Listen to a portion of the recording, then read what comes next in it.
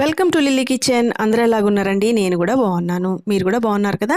ఈరోజు వచ్చేసి మనం వంకాయ ఎండు చేప కర్రీ చేసేద్దామండి. అది ఎలా చేయాలో ఇప్పుడు చూసేద్దాం. ఫస్ట్ వచ్చేసి మనం స్టవ్ వెలిగించుకొని ఒక కడాయి పెట్టుకొని 4 స్పూన్స్ ఆయిల్ వేసుకోవాలండి. తర్వాత కొంచెం జీలకర్ర, కొంచెం పోపు దినుసులు వేసి తర్వాత ఈ కొంచెం వేగిన తర్వాత మనం తరిగి పెట్టుకున్న ఉల్లిపాయ, పచ్చిమిర్చి అందులో వేసేయాలండి. కొంచెం కర్రీ లీవ్స్ కూడా వేసేసుకోవాలి, కరివేపాకు. ఇవి కొంచెం కలర్ చేంజ్ అయ్యే వరకు కూడా మనం చక్కగా మీడియం ఫ్లేమ్లో రోస్ట్ చేసుకోవాలి.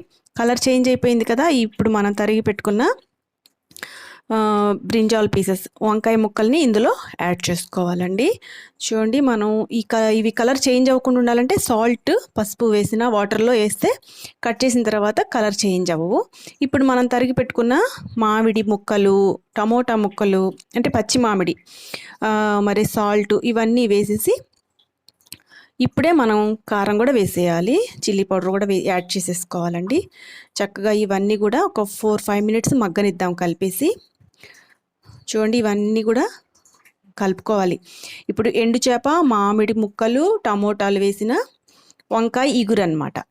చాలా బాగుంటుందండి, టేస్ట్ అయితే చాలా అద్దరిపోతుంది. ఇలా ట్రై చేసి చూడండి, ఖచ్చితంగా బాగుంటుంది, మీకు నచ్చుతుంది. ఇప్పుడే మనం ఆయిల్లో రోస్ట్ చేసి పెట్టుకున్న అంటే ఫ్రై చేసి పెట్టుకున్న ఎండు చేప ముక్కల్ని పైన పెట్టేసేయాలండి. చూడండి, ఒక 4-5 మినిట్స్ తర్వాత చూస్తే మనకు చక్కగా మగ్గిపోయి ఉంటుందన్నమాట. ఎండు చేపలు అనేవి మనం ఎందుకు ఆయిల్లో వేసుకోవాలి అని అంటే, మామూలుగా వేయించకుండా వేసామనుకోండి చెదిరిపోతుంది. కాబట్టి ఇలా వేయించి కనుక వేసుకుంటే బాగుంటాయి అన్నమాట, ముక్క చెదిరిపోదు.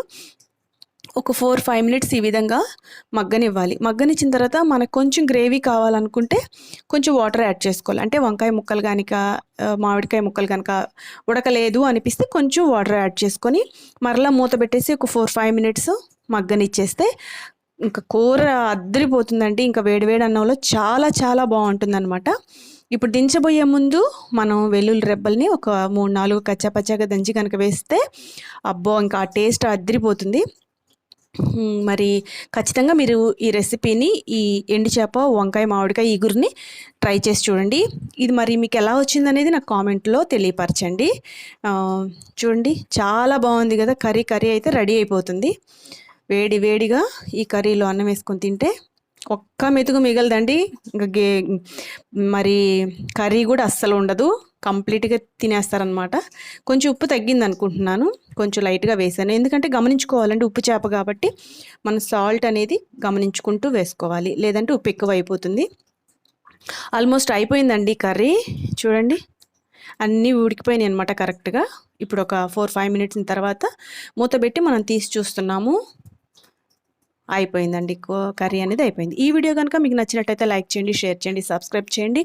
మర్చిపోకుండా బెల్ క్లిక్ చేయండి. అప్పుడే మన వీడియోస్ అప్లోడ్ చేసినప్పుడు రెసిపీస్ అన్నీ కూడా మీకు రీచ్ అవుతాయి, చూడొచ్చు. థ్యాంక్ యూ సో మచ్ అండి. Thank you very much.